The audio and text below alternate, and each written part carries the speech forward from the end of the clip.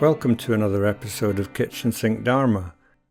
Now, sometimes when we meditate, we find out things about ourselves, like how easily we're distracted, or like how when the mind doesn't have anything else to do, it'll just look for something to think about.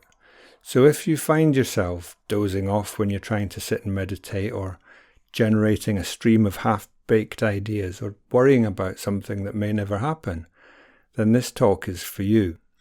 And I want to get into a set of teachings that you might be familiar with. And I hope you're in the mood for a list, because early Buddhism likes a list.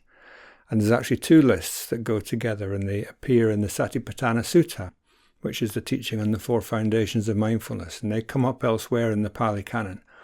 And they provide some valuable perspectives on untangling the tangles of confusion and distress. One of the lists is called the hindrances, and the other one is called the factors of awakening. And today is all about the first list, the hindrances. When I'm talking about the hindrances, I want to start by looking at how our energy levels change when we meditate, how they go up and down, and how we can work with that. So sometimes when we meditate, it's really helpful to narrow the focus of our attention. And we might start off just focusing on one aspect of our experience, like the sensation of the breath as it enters and leaves the nostrils. And in narrowing down our attention, we're training the mind in collectedness and concentration. We're actually training ourselves to attain a degree of calm. So you could view the 5 hindrances as what's preventing us from finding that calm. And they're the barriers to deeper levels of collectedness, of absorption. So the only time the mind can really settle is when the hindrances have subsided. As I say, you may be familiar with this list of the hindrances, but even if you've never heard of this teaching, I would be surprised if you've never experienced all of them at some time or other. So the first hindrance is usually referred to as sense desire. So it's the desire for pleasant experiences. The second one is ill will. So it's either a moment of anger that arises and passes, or it might be a burning resentment that's been festering for years. And the third one is usually referred to as sloth and torpor. So another way of putting that would be laziness, lethargy of the body, if you like. So sometimes after we've calmed our mental activity a bit through meditation, we can just get too calm and the head starts to nod. And the fourth hindrance is restlessness and worry. So it's when we can't settle on anything. And sometimes we talk about the monkey mind, because it feels like the mind is swinging through a forest of thoughts and just clinging to one branch and then another. And then the last hindrance, the fifth one, is doubt. And this is doubt connected with the practice itself. Doubt about our ability to do it, about the teachers, about the teachings, and so on. And you could divide this list into 2 parts. So the first 3 factors, the ill will, the sense desire, the restlessness, they need a degree of restraint. And the last 2, the lethargy and the doubt, need us to find some energy. So when we're working with energy, the key is balance. And if our energy levels are too low, there's no concentration. We just lapse into tiredness and lethargy. We get gloomy and doubtful about our practice. Or the mind just wanders around aimlessly. It never actually rests anywhere for long.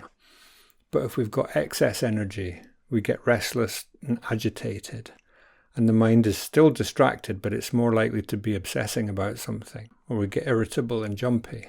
We're trying so hard to concentrate, we just end up with a headache. So we can tell when our energy levels are imbalanced during meditation, because we tend to feel quite steady then. The mind is quite bright, but it's not overactive. So this is what I'm talking about, is quite a relaxed, alert state. And it can be really useful to get to know the territory of the hindrances, especially in our formal meditation practice. It can be especially useful to reflect on where the mind is in terms of the hindrances at any given moment. How much energy are we generating? The fact that we have a list gives us something simple to refer back to. I actually recommend memorizing it. I think it's a really good list to know. There's only 5 items on it, because in doing that, you're really memorizing a map of the territory. And once we get really adept at reading what's going on in the body and mind, we can start working with our energy levels. We can start investigating, experimenting, adjusting. And that's always grounded in mindfulness. So when we meditate, we don't necessarily have to be relaxed. Waking up is not necessarily a relaxing process. We're coming out of habit patterns of a lifetime. It's likely to be some tension, and that's not a bad thing. So when any of the hindrances arise, it's not actually a problem. It's just an opportunity to learn how to work with them skillfully. And back in the time of the Buddha, he instructed his followers to be aware of the hindrances in 4 ways. Firstly, knowing them. Secondly, knowing how they arise. Thirdly, knowing how they cease. And fourthly, knowing what prevents them arising in the future.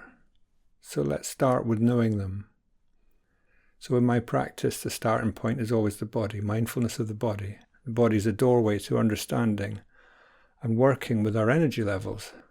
So before we even ask ourselves what's going on in the mind, we can tune into the body.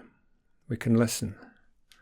And when we feel the restlessness or the sleepiness or whatever's going on in the body, that really helps us to identify the presence or absence of each hindrance. And then we can move on to investigate the state of the mind and the heart.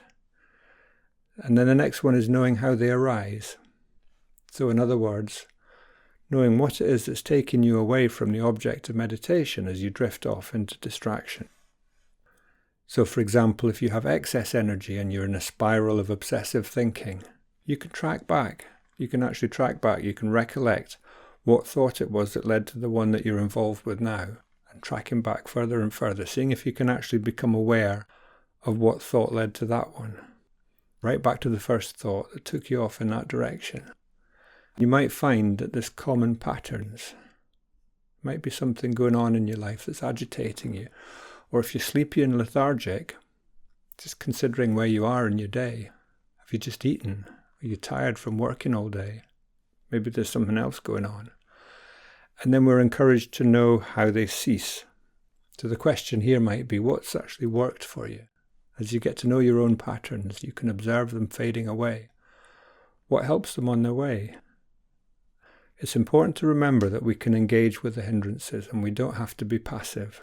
So if you're lost in anger or ill will, it might be that meditating on kindness and friendliness restores some balance, maybe practicing some forgiveness. If you're lost in craving, maybe gratitude practice. And if there's not enough energy and you're feeling lethargic, maybe sitting up a little bit straighter will help, or maybe it's time to stop and do something else. So there's no single simple formula for everyone. This is about knowing yourself. This is about knowing your own mind. Knowing yourself. And there's a big shift that happened for me when I went from being troubled by the arising of hindrances. So I would get really annoyed with myself when I got distracted during meditation.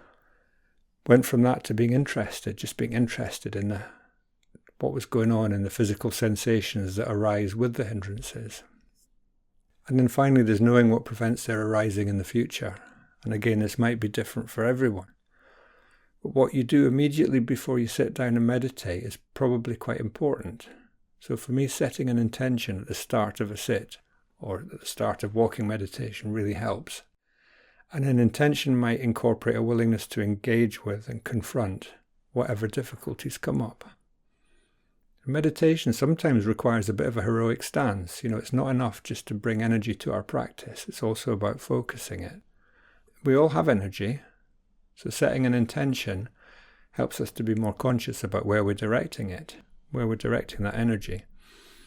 And that energy can be dispersed if we just keep doing the same thing over and over. So I think an open, curious attitude towards our meditation is really important. It's crucial. And I quickly worked out that getting lost in anger or irritation just leads to my energy running out much more quickly. And to me that makes sense. There's no such thing as calm ill will or calm sense desire or calm obsession. Agitation generates more agitation. It doesn't allow for rest. It just leaves us depleted. But meditation can also be energizing.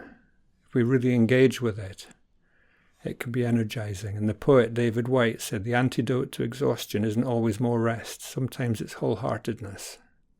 And there's an important link between interest and energy and determination. So our energy tends to follow our interest. If we're interested in something, then we find more energy. And without interest, meditation just becomes a ritual, becomes a bit of a chore. Now, sometimes when we're having difficulty concentrating, it's because we're just simply unwilling to accept what's happening right now in that moment. And what's really going on there is avoidance. So by actually sensing into the energy in the body, we're tuning in to the present moment. We're saying yes to the present moment. We're saying this is what's happening right now, and it's fine. And maybe I'm feeling a bit out of sorts. Maybe there's a kind of twitchy energy in my body or something like that. We can just say, well, that's interesting. That sounds like something that we can investigate. So the secret is not to worry too much about how we're feeling as we practice sitting or walking, but rather just to enjoy getting to know the whole rich world of sensations as they arise and change and disappear in the body. And then more come along and do the same. So it's about not being afraid of our feelings, not being afraid of the energetic state of the body, but just allowing it and feeling it, looking into it, investigating it, maybe working with that energy a bit and perhaps doing something with it. So that's this week's episode. Thanks for listening. And if you feel like it, you could give me a review or some stars, because it really helps spread the word about the podcast. And hope you can join me again next week.